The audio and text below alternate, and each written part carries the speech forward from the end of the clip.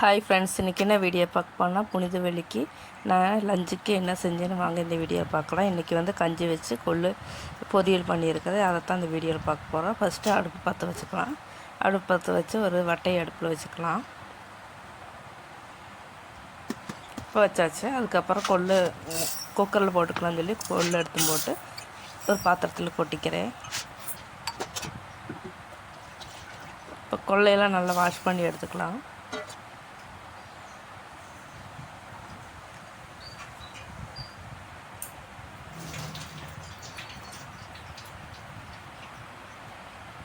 இப்போ கொள்ளையெல்லாம் நல்லா கழுவிட்டு வந்தாச்சு. அதுக்கப்புறம் அதை அரிச்சிக்கணும்.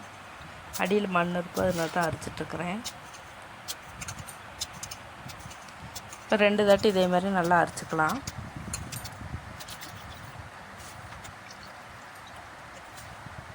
அரிசி போட்டு குக்கரில் வேக போட்டுக்கலாம் கொள்ளை.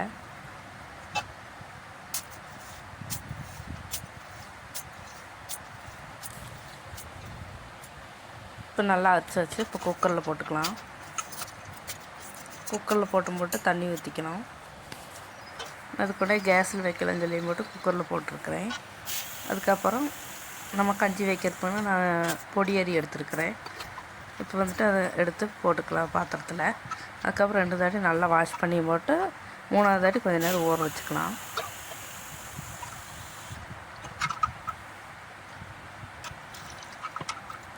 இப்போ நல்லா வாஷ் பண்ணி போட்டு ஊற வச்சுருக்கிறேன்.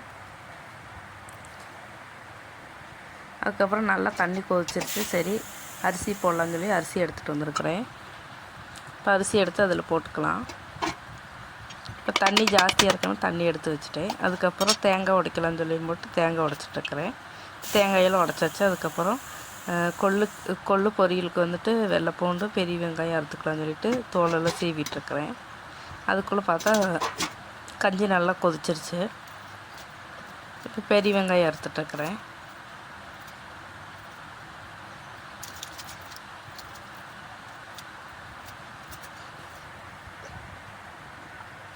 இப்போ இதெல்லாம் நல்லா கழுவிக்கலாம்.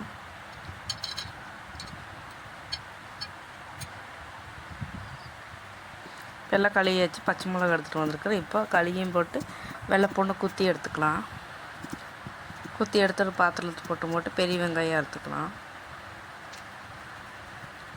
அப்படியே அது பச்சை மிளகாயும் அறுத்து இதில் குண்டாவில் தூக்கி வச்சுக்கலாம். இப்போ அதெல்லாம் அறுத்து வச்சாச்சு. அதுக்கப்புறம் கஞ்சி நல்லா வேகறக்காயிடுச்சு. இப்போ உப்பு சேர்த்துக்கலாம். உப்பு சேர்த்து நல்லா ஒரு கிளறி விட்டுக்கலாம்.